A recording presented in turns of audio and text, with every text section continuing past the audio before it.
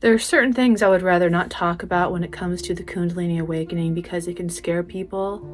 It can take the focus off of what really matters about this awakening to something that's a distraction. However, when something's new to somebody and they're feeling a different sort of power or energy in their body, they can get carried away with these distractions. It is a psycho-spiritual energy. It opens up different realms to us at certain times. It opens up different parts of ourself to ourself. It introduces us to the astral realm, and at times we get experiences of what we're really capable of as human beings, as opposed to what we thought we were capable of. All these supernatural abilities are the capability of every human at a certain point in their evolution. But the Kundalini awakening is not about the powers. It is not about the magical realm or possession or being a medium or being a channel of some other entity, or about talking to the dead or about seeing ghosts. These psychic powers can come with the territory, especially for people who are already predisposed to such abilities. But people get seduced by that power, and they open themselves up to energies that are not going to be beneficial to them. These energies have a real effect on our body. When we open ourselves up to possession, and the truth is, maybe we're only just being possessed by another facet of ourselves that has been buried deeply in our unconscious mind, a different subpersonality perhaps, or possibly a disembodied entity. We can be channels or mediums for lots of things, and transcendence of our limitations has nothing to do with getting mixed up in the astral world. Yes, it can be dangerous, but only when we're opening ourselves up and we're already predisposed to that sort of energy anyway.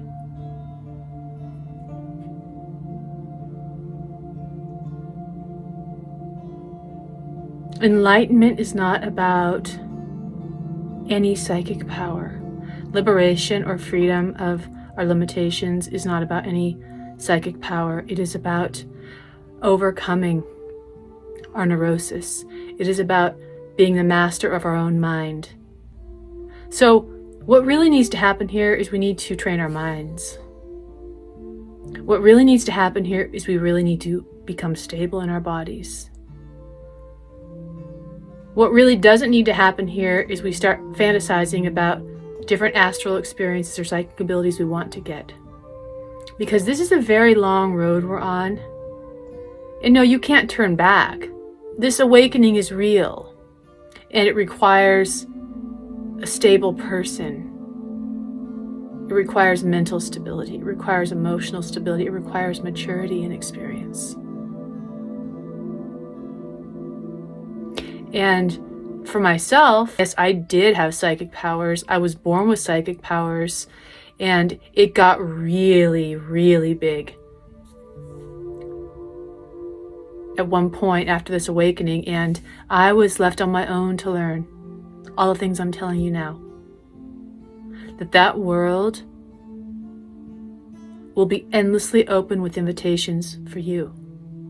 But that world will only distract you. And yeah, you may want to go there for a time and learn your own way, but I am just saying that some people can take it too far and create more trouble for themselves.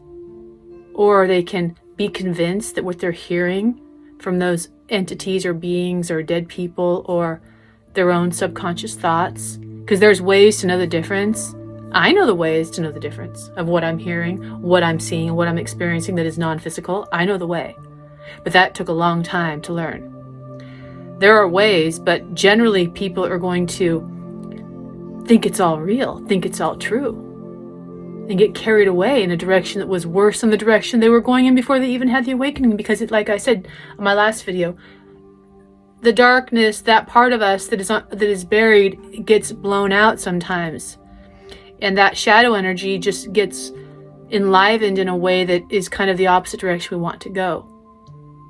So even though we will feel a sense of new and personal power based on these abilities we seem to have, those abilities will take us nowhere. I promise. The abilities will take us nowhere. How we navigate in the astral world, how we do this or this magically, nowhere. It's real.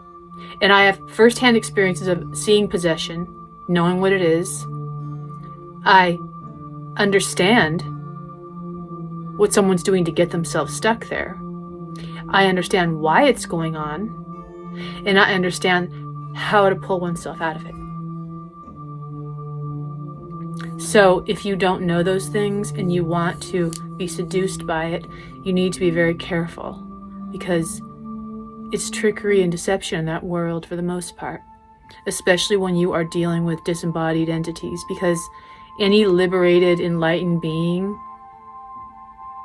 great master, isn't going to be sitting around waiting for you to be like a human Ouija board so it can come through you. That's not what's going on.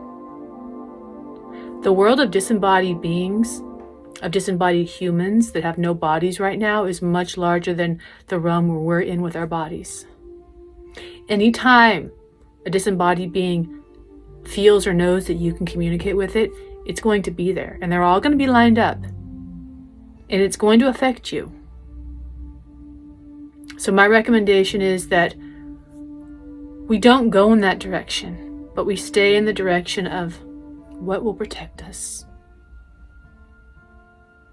is the purity of our own intention, is our desire to be closer to God, is the feeling of separation from the divine that we currently have, which the Kundalini energy will help to dissolve. And as we move through the different chakras, because it's not just like linear, it moves around, it goes to different places all the time, and the prana is going to different parts of your body, purifying, removing blocks, you're dealing with old karma, and there's more psychic abilities, there's more subtle receptivity, and people get caught in feeling these things about themselves that aren't real. That, you know, they get, I call it the God complex, and a lot of people get it, and it's just a level of immaturity. And it takes time to realize that, no, actually, you aren't special, I'm not special, but we're all special.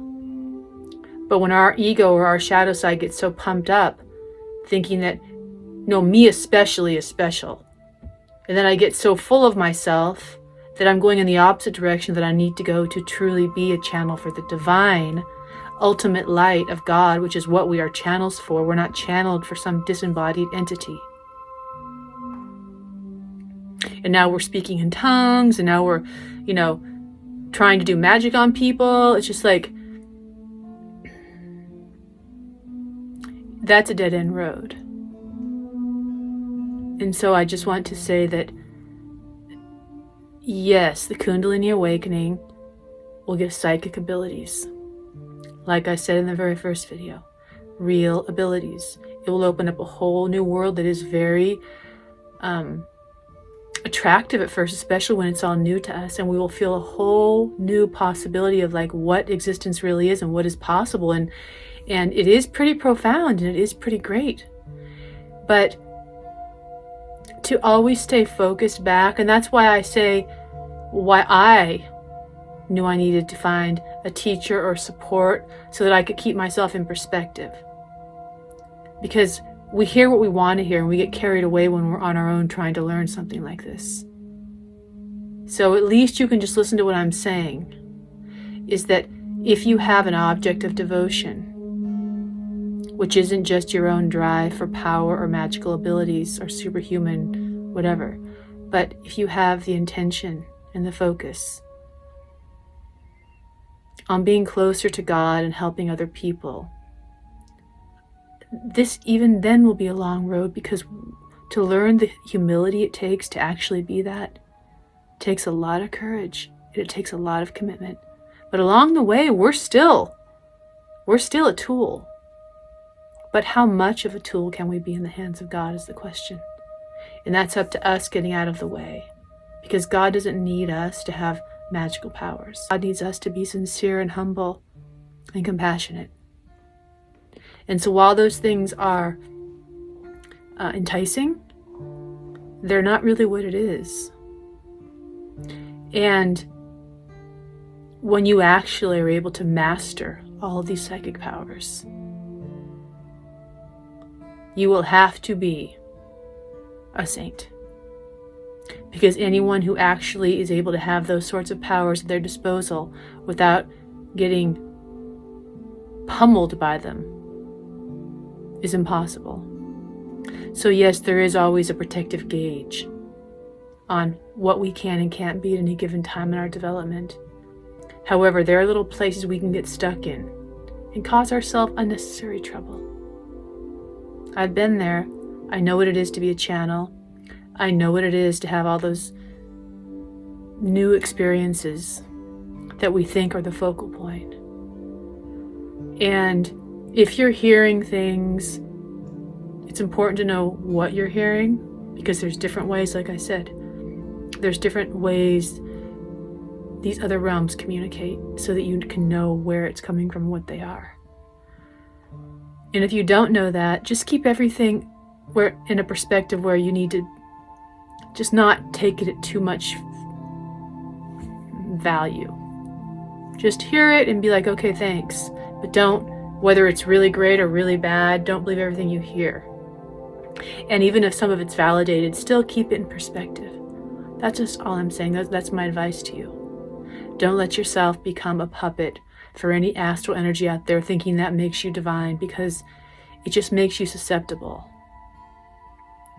And when we become that receptive and that porous, and we are not strengthening our nervous system and giving our body the nutrition and the minerals and the certain things that we need, then we are asking for physical problems with our body. And we want to keep our body strong. We don't want problems. We want to keep our body strong and grounded. And how many people are out there that actually are doing what they're doing with this Kundalini energy just for the sake of love? I don't know, but I hope it's you. And I hope that you have the wisdom to know the difference between when you're actually free from your own prison of your own mind and negativity. We simplify our lives and keep it streamlined and don't get sidetracked. That's the best thing we can do.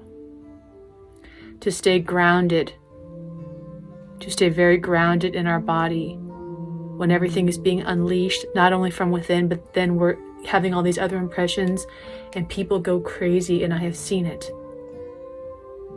This is not to scare you, and I don't think this is going to happen to you. I'm saying people go crazy with it. And they just spin out. The Buddha said, there are 3 things that cannot stay hidden for very long: the sun, the moon, and the truth. And the truth is in you. Thank you. Monica.